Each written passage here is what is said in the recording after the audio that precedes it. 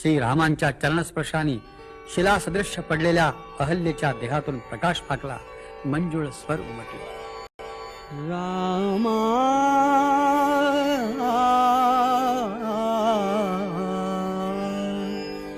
चरण तुझे लागले, आज मी शाप मुक्त झाले, आज मी शाप मुक्त झाले.